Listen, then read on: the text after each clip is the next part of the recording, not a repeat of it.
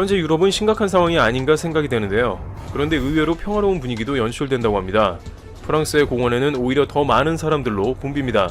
극장 등 실내에 사람들이 있는 것을 피하라고 하자 밖으로 많은 사람들이 나오는 것입니다.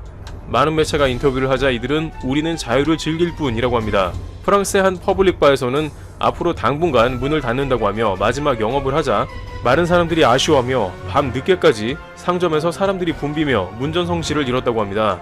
또한 스머프 축제도 예정대로 열리는 등 많은 이들이 여전히 공공장소에 밀집된 모습으로 축제까지 즐깁니다. 급기야 프랑스 한복판에서는 시위까지 벌어졌는데요. 자영업자들이 폐쇄령에 반발해 나와서 시위를 벌이고 축구팀의 무관중 경기를 결정하자 경기장 앞에 나와서 집단으로 무리가 섞여 응원을 하는 모습입니다. 상황이 심각해 국민들을 잘 설득해야 하는 게 아니냐는 의견도 나오고 있습니다. 마크롱 대통령도 한국에 전화를 해서 관련 도움을 요청하고 자문을 구하는 등 정부에서는 바쁜 움직임을 보이고 있으나 국민들은 정반대인 것이죠. 일각에서는 정부가 각종 카페와 술집 그리고 영화관 등 시민들이 모일 수 있는 장소를 폐쇄하려고 하자 과거 프랑스가 세계 2차 대전에 보여준 레지스탕스와 같은 저항 정신이 나오고 있다고도 전합니다. 그러나 이것은 독일군을 상대로 하는 게 아니며 정부의 결정을 절대적으로 믿고 따라줘야 하는 상황이라는 것입니다. 저항 정신인 레지스탕스는 이럴 때 발휘하는 게 아니라며 일침을 놓는 프랑스 전문 의료인들도 있었습니다. 프랑스 교포 커뮤니티에서 주재원으로 일한다는 A씨는 프랑스에서는 마스크나 생활용품을 구하는 것이 불가능에 가까운 데다가 많은 이들의 경각심이 한국이나 이탈리아 등보다도 훨씬 떨어진다며 걱정합니다. 그러면서 안 그래도 대한민국에 있는 것이 너무 편하고 좋았는데 유럽은 현재 말할 수 없이 불편하다는 것이죠. 기회만 닿는다면 한국에 가고 싶다면서 일부 지역만 빼고 한국의 대도시는 전 세계에서 가장 안전하다는 것입니다. 그런데 이 와중에 흥미롭게도 한국에 살고 있는 프랑스인은 반대로 서울에서 느끼는 안도감을 SNS에 전하고 있습니다. 한국 서울에 거주한다는 얀 르바이 씨는 본인의 페이스북을 통해 한국의 마트의 모습을 올립니다. 그는 한국의 마트에서 손 소독제와 화장지 그리고 각종 물품 앞에 서서 눈웃음을 짓고 있는 사진을 공유합니다. 현재 유럽에서는 이러한 상황을 보기 어렵다는 것인데 얀 르바이 씨가 이러한 사진을 공유하자 그의 게시물에는 독일, 미국, 호주 등의 수많은 네티즌들도 자신들이 살고 있는 곳에 사진을 올리며 화답했는데 안타깝게도 그들이 살고 있는 곳의 마트에는 진열대가 텅 비어있다고 공유하는 모습의 사진이 올라왔습니다.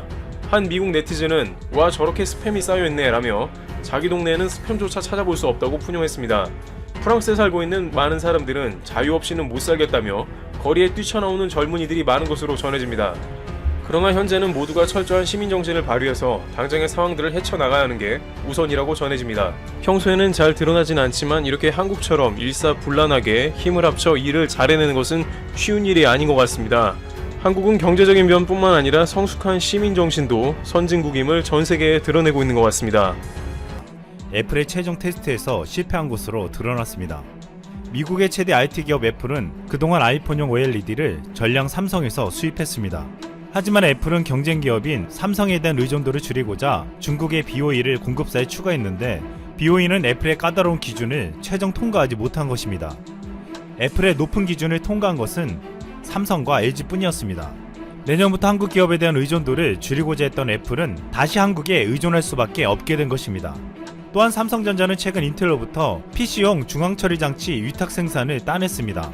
미국 최대 반도체 기업인 인텔은 하반기에 CPU 생산량을 두 자릿수로 늘렸지만 공급에 차질을 빚었습니다. 이에 인텔은 삼성전자에 CPU 위탁 생산을 맡긴 것입니다. 삼성전자는 지난 4월 발표한 반도체 비전 2030에서 시스템 반도체 사업 경쟁력 강화를 위해 2030년까지 133조 원을 투자해 세계 1위에 오르겠다고 밝힌 바 있었습니다. 이제 인텔의 CPU 위탁 생산까지 맡으며 그 계획이 실현되어 나가는 것으로 보이고 있습니다. 최근 삼성전자가 일본 최대 IT 기업인 소니에 새로운 SSD를 공급할 수 있다는 보도가 나왔습니다. 지난 26일 IT 전문 매체 샘 모바일은 삼성전자가 게임 콘솔에 적합한 새로운 비유발성 저장장치 규격 SSD 솔루션을 개발하고 있다고 보도했습니다. 중요한 것은 2020년 출시되는 소니 플레이스테이션 5에 삼성전자의 새로운 SSD가 채택될 것으로 보인다는 것이었습니다. 샘 모바일은 삼성전자가 소니와 협력하면 메모리 반도체 사업에서 큰 혜택을 볼 수 있다고 보고 있습니다. 소니 게임은 매우 큰 고객을 가지고 있기 때문에 플레이스테이션 5가 삼성전자에서 만든 SSD를 채택한다면 삼성전자 반도체 사업에 큰 수혜가 예상되고 있다는 것입니다.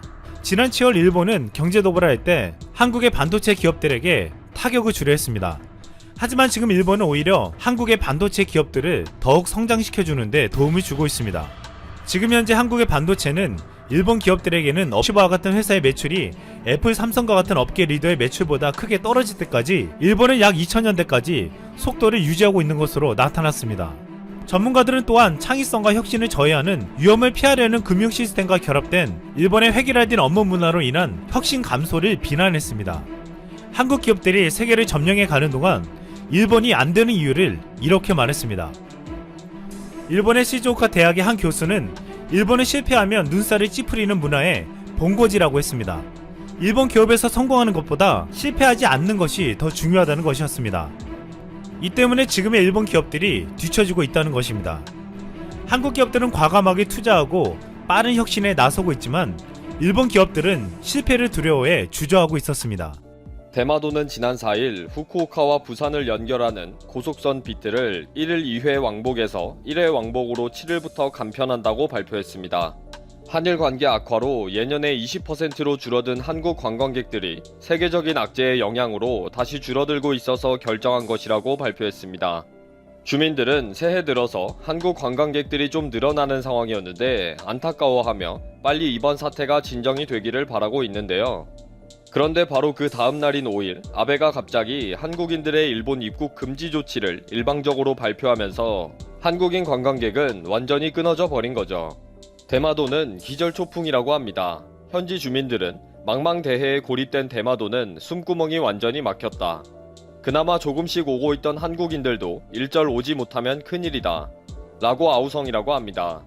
대마도에서 게스트하우스를 운영하고 있는 한국인도 대마도 경제는 정말 최악의 상황이며 경제 체력이 약해 오래 버티지 못할 것이다 라고 인터뷰까지 했습니다. 이렇게 연초부터 한국인 관광객이 몇 명이라도 온다고 좋아하던 주민들은 시장 선거를 겪으면서 이미 희망을 잃은 상태였는데 그로기 상태에서 다시 핵펀치를 맞은 거죠. 대마도는 지난 3월 1일 시장 선거를 실시했습니다. 히타카츠 나오키 현 시장이 재선에 성공했는데요. 4년 전 투표율은 79%였는데 이번에는 63%로 최저를 기록했습니다. 이번에 시장 선거에서 맞붙은 아라마키는 오사카에서 살면서 종종 혐한 발언을 하는 인물인데 이번에 엄청난 2,000표를 받았습니다. 지역 주민이 채 3만 명도 안 되는 대마도에서 많은 주민들이 투표를 하지 않은 것은 그만큼 시장 선거에 아무런 희망을 보지 못했기 때문입니다.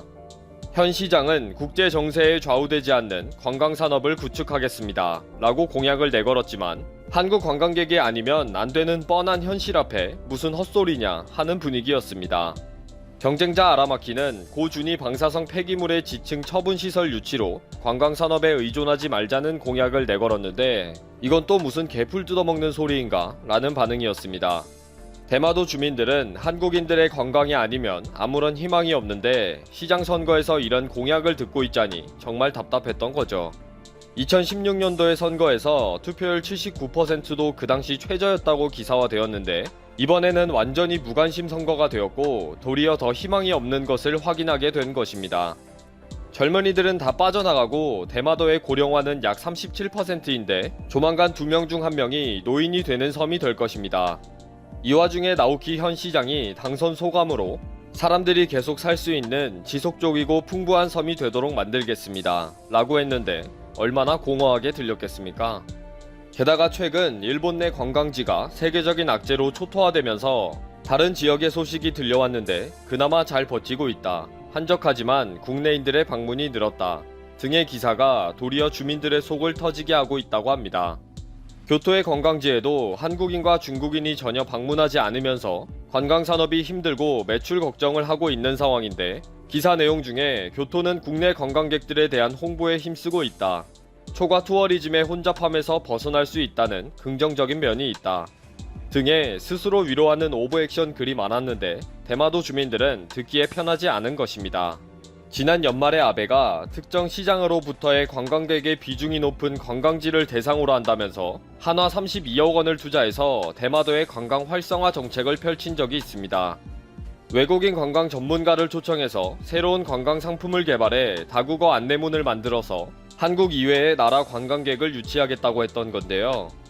그리고 지난 2월에는 대마도 관광 쿠폰을 할인해서 5만원을 2만원에 줄 테니 50만원짜리 비행기 타고 대마도에 국내 여행을 가라는 정책을 펼친 바가 있습니다. 이런 난리를 치고도 대마도는 지금 죽어가는 섬이 되고 있고 이번 입국 금지로 완전히 숨구멍이 막힐 상황인데 교토는 일본인이 그나마 오고 있다는 등의 기사는 속을 다 뒤집어 놓은 거죠. 대마도는 지금 오고 가는 사람도 없는 적막한 섬이 되어버렸습니다. 부산에서 하루에 한 번 오던 고속선까지 끊어진 상황입니다. 이럴 거면 한국에 반환하는 게 낫지 않을까 싶네요.